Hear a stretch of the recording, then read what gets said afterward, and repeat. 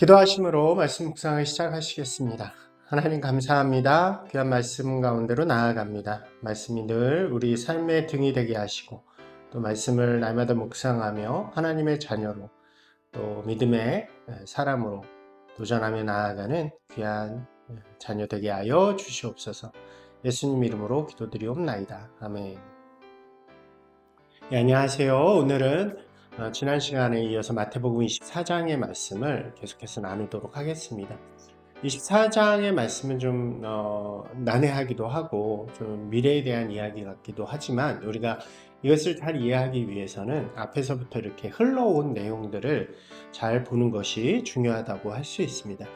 예수님께서는 이 성전에 대한 무너짐을 말씀하시잖아요. 그리고 제자들은 그것을 세상의 끝이라고 생각하고 예수님이 다시 오시는 재림하는 날로 징조를 물어보시는데, 예수님께서는 그 이야기가 아니라 이것이 성전이 무너지는 곧 예루살렘 성전으로 대변되는 유대 신앙이 무너지는 그것으로 말씀해 주신다고 할 수 있죠.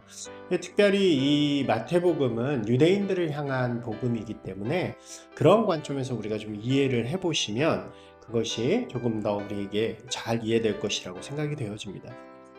지난 시간에 이어서 15절부터는 다시 한번 이 그때의 모습들을 세세하게 좀 예로 들면서 말씀을 해주시는데, 특별히 이제 15절 말씀을 한번 보시면 선지자들이 말하는, 그러니까 선지자 다니엘이 말한 멸망에 가증한 것이 이 성전 안에 있게 될 때의 이 이야기가 무엇이냐면 구약의 배경을 가지고 있습니다.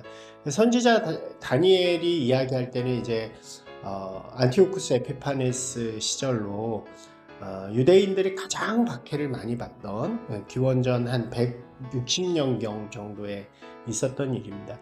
그 당시에 이제 헤롯 성전이 지어지기 전에 이제 있었던 스룹바벨 성전이 무너지기 바로 전인데, 이 안티오쿠스 에피파네스가 그 성전을 예루살렘을 다 정복한 후에 그 안에다가 이방의 우상을 세우고 성전을 굉장히 더럽히는 일들을 많이 하죠. 그리고 그 시기는 유대인에게 있어서 가장 치욕적이고 위험한 두려운 시기였습니다. 그래서 그 시기의 내용들을 다시 한번 가져와서 마찬가지로 지금 있는 성전 안에 더러운 것이 세워질 때가 바로 그러한 성전이 무너지는 그런 시기다라는 것을 이야기하는 것이고, 이것은 실제로 70년에 로마의 장군 티토스에 의해서 그 성전이 무너질 때 이루어지게 되는 그런 내용이라고 할 수 있겠죠. 그때가 오면 그러한 모습을 보면 그 환란이 엄청 세고 무서운 시기가 될 것이기 때문에 이제 그곳으로부터 다 도망가는 자들이 되어라, 도망갈 것이다, 그래야 안전하게 목숨을 지킬 것이다 라고 하는 이런 어떤 묵시적인 내용이라고 할 수 있겠죠. 그래서 그 환란에 대해서 예수님께서 말씀하시면서 그냥 급격하게 그런 것들이 이루어지기 때문에 그냥 바로바로 도망가라, 산으로 도망가고, 이제 뭐 지붕 위에서 일하고 있었다면 물건 챙겨서 가지 말고, 옷을 벗고 있었다면 옷 챙기지 말고 바로바로 도망가라고 이야기합니다. 그리고 아이를 뵌 자들은 이제 그 아이의 생명 때문에 불행한 모습이 될 것이고, 또 겨울이나 안식일에 되지 않도록 기도하라 라는 것은 그 시기가 도망가기 어려운, 겨울이 되면은 도망가기가 또 어렵고, 또 안식일에는 이들이 움직이지 않기 때문에 그런 때가 되지 않도록 기도하라 라고 하는 이 이야기들은 모두 다 그 환란이 얼마나 크고 또 무서울 것인가를 잘 보여주는 이야기라고 할 수 있겠죠. 그것은 실제로 굉장히 어려움의 시기가 되었고, 그 시기 이후로 이제 유대인들은 그 나라를 잃게 되는, 아직 그 땅을 잃고 살아가는 자들이 되어지게 되는 것이죠. 네, 이제 예수님께서는 다시 한번 그때가 되면 미혹하는 자들이 날뛰게 될 것이다 라는 이야기를 다시 한번 하십니다. 이게 그렇잖아요. 이게 세상이 끝나는 모습, 멸망의 모습에 보여지는, 그냥 어렵고 힘든 시기가 오면 항상 이 시기는 종말의 시기다, 그러니까 어떤 종교적인 행위를 요구하는 사람들이 항상 등장합니다. 우리도 마찬가지였죠. 그런 경우들이 많이 있잖아요. 그러니까 그러한 거짓 선지자들이 날뛸 텐데 그들이 와서 하는 이야기는 뭐냐면 여기에 그리스도가 오셨다, 저기에 그리스도가 오셨다라고 이렇게 막 주장하고 미혹한다는 것이죠. 그러한 때가 되었을 때 믿는 자들이 그러한 것에 속지 말고 미혹되지 말라는 이야기를 하는 것입니다.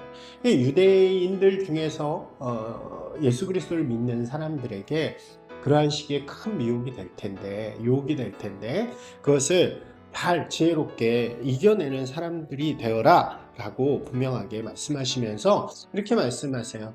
인자가 다시 오는 것은 이 번개가 동쪽에서 번쩍 서쪽에서 번쩍하는 것처럼 인자도 그렇게 온다라고 말씀하시는데, 그것은 아무 누구도 어느 누구도 예수님이 다시 오시는 때를 알지 못한다는 얘기죠.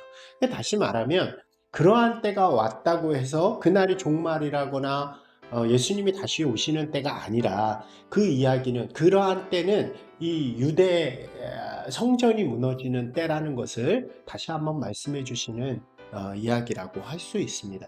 이것을 우리가 잘 이해하셔야 하는 거예요. 그러니까 앞에서부터 쭉 흐름이 무엇이었습니까? 21장부터 이제 열매 맺지 못하는 무화과 나무부터 시작해서 종교 지도자들과의 논쟁과 또 그들을 꾸짖는 장면들이 쭉 이어지잖아요. 그러한 신앙이 무너질 때가 되었다는 거죠. 이 마태복음이 그러한 이들, 이게 유대인들 중에서도 믿음을 갖는 이들에게 주는 복음이라고 본다면, 그러한 이 지금까지 가지고 있었던 그런 교만하고 거짓된 믿음이 무너지고 이제 예수 그리스도의 은혜의 복음이 진짜가 되어지는 그런 시대가 되었다는 것을 분명하게 전하는 말씀이라고 할 수 있습니다. 여기 나오는 선택받았다라고 하는 의미가 바로 뭐냐면, 그 유대인들 중에서 예수 그리스도를 믿는 사람들, 이런 사람들을 의미한다고 할 수 있겠죠. 이 14장의 말씀을 우리가 좀 잘 이해하는 것이 중요하고요.